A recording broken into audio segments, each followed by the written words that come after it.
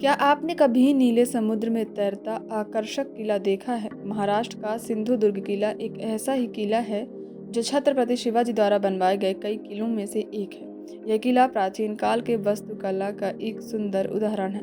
हम सबको किसी न किसी चीज़ का शौक होता है, चाहे वह सिनेमा हो या घूमना है या फिर संगीत या खेल।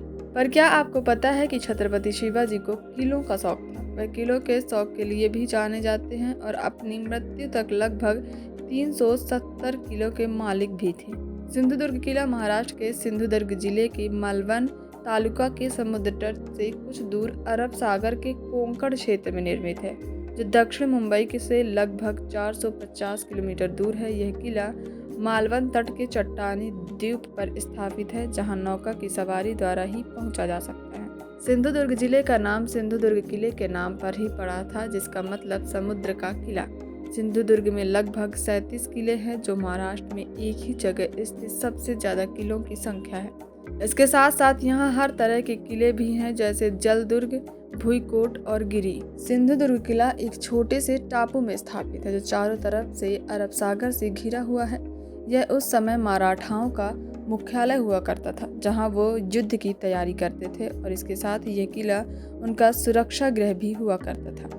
छत्रपति शिवाजी द्वारा बनवाया गया यह किला 3 सालों में बनकर तैयार हुआ, जिसमें लगभग 100 वास्तुकारों जो पुर्तगाल से आए थे और 3000 मजदूरों की मेहनत लगी है।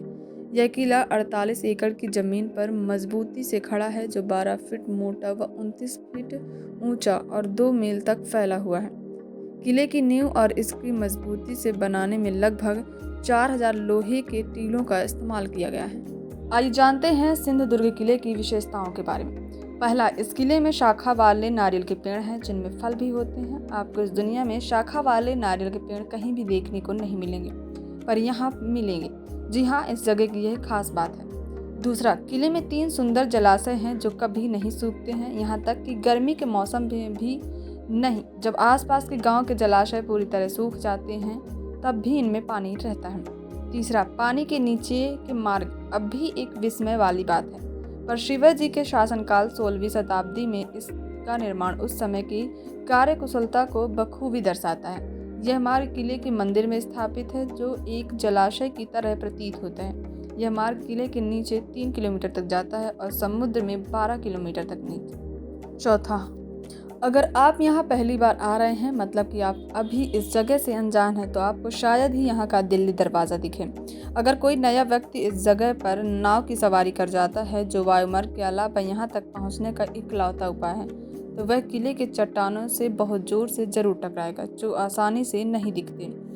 जो इस किले के परिसर से परिचित हैं, वो ही आराम से इसके प्रवेश द्वार से प्रवेश करने में सफल होते हैं। यह यहाँ बहुत दिमाग और हिम्मत का खेल है।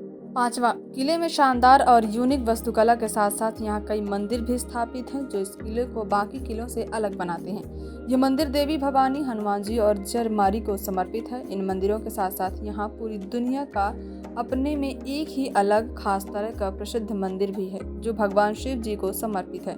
यहाँ भगवान शिव जी के हस्त चिन्ह और पद चिन्ह भी हैं, जो किले के एक पत्थर की पटिया पर चढ़े हुए हैं। पर्यटक यहाँ अंडर वाटर खेलों में भी मजे ले सकते हैं। सिंधुदुर्ग हर आयामों से बिना कोई शक के एक अनूठा और अद्वितीय किला है।